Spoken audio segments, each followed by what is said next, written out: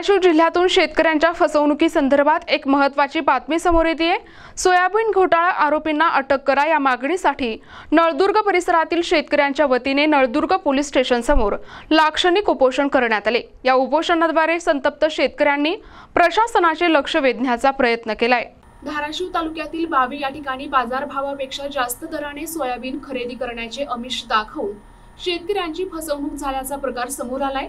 आरोपी प्रशांत विलास जाधव आणि प्रमोद माने यांनी बावी गावातील शेतकऱ्यांना सोयाबीनला जास्त दर देण्याचे आश्वासन दिले होते। या आमिषाला बळी पडून शेतकरी रवींद्र उंडे यांच्यासह एकूण 23 शेतकऱ्यांनी 2023 मध्ये आपले सोयाबीन आरोपींना विकले होते। मात्र 2 वर्ष उलटूनही शेतकऱ्यांना त्यांच्या सोयाबीनचे पैसे मिळाले नाहीत। त्यामुळे आर्थिक संकटात सापडलेल्या शेतकऱ्यांनी आता तीव्र आंदोलन छेडले आहे।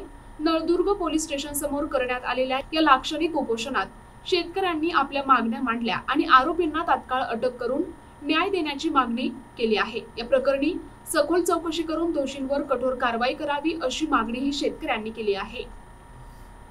तुळजापूर तालुक्यातील शेतकऱ्यांना कधी आसमानी संकट तर कधी सुलतानी संकट समोर नेहमी झुंज द्यावं लागत आहे। एकीकडे पाहताना ऊस उत्पादक शेतकऱ्यांना मात्र त्यांचे बिल मिळत नाही, तर दुसरीकडे जे आहे सोयाबीन उत्पादन शेतकऱ्यांनी या ठिकाणी ते सोयाबीन घोटाळा या ठिकाणी मोठ्या प्रमाणात उघडकीस येते। काय साहेब शेतकऱ्यांची मागणी आहे? अणदूरचा आडत व्यापारी स्वप्नील रघवले थोडे जास्त दराचा आमिष दाखवून आमच्याकडून सोयाबीन खरेदी केली आणि खरेदी केल्यानंतर काही दिवसांनी बिल देतो म्हणून जवळपास ती रक्कम 1,20,00,000 आहे देतो म्हणून तो फरार झाला। गेल्या 4 महिन्यापासून या संदर्भामध्ये वारंवार वेगवेगळ्या विभागामध्ये आम्ही चौकशी केली, दाद मागितली, आम्हाला न्याय मागितला, अद्यापर्यंत आम्हाला न्याय मिळालेला नाही। 4 महिन्यापासून सर्व शेतकऱ्यांची जवळपास आम्ही 72 शेतकरी आहोत, 10 ते 15 खेड्यामधून आलेलो आहोत, तर आम्हाला न्याय मिळावा म्हणून आजचं उपोषणाचा आम्ही या ठिकाणी निर्णय घेतलेला आहे। उपोषण करूनही जर आम्हाला न्याय मिळत असेल तर नाईलाजाने आम्हाला जीवन संपवण्याची वेळ आलेली आहे। ह्याला सर्व यंत्रणा जबाबदार आहे असं मी समजतो। एकंदरीत मागणी मान्य नाही झाली तर येणाऱ्या काळात काय भूमिका असणार आहे?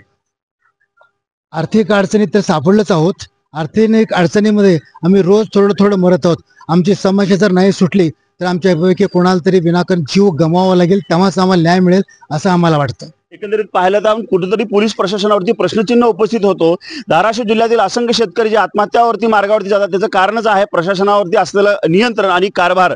एकंदरीत शेतकऱ्यांना न्याय मिळवून देण्यासाठी शेतकऱ्यांच्या पाठीशी म्हणजे स्वप्नील रघवले हा आमचे सोयाबीन घेऊन पैसे देतो म्हणून तो फरार झालेला आहे आणि माझे वैयक्तिक 5 लाख रुपये आहेत आमचे, म्हणजे आम्हाला 1 रुपया पण भेटला नाही। आता आम्ही त्याची रितसर केस केली। आता शेवटी आमचा पर्याय आम्हाला आत्महत्या केल्याशिवाय पर्याय नाही। ऊसाचे बिल नाहीत आणि सोयाबीनची पण काय आम्हाला रक्कम भेटली नाही। गुन्हा दाखल झालेला आहे। पोलीस आर्थिक गुन्हे शाखेकडे हा तपास करण्यात आलेला आहे। आता आमची मागणी एकच आहे की आरोपीला तात्काळ अटक करून आमचे पैसे देण्यासाठी आम्हाला सहकार्य करावं एवढी आमची विनंती आहे शेतकऱ्यांकडे। त्यांनी भडकावलेला आहे परंतु अजूनही त्यांना अटक झालेली नाही।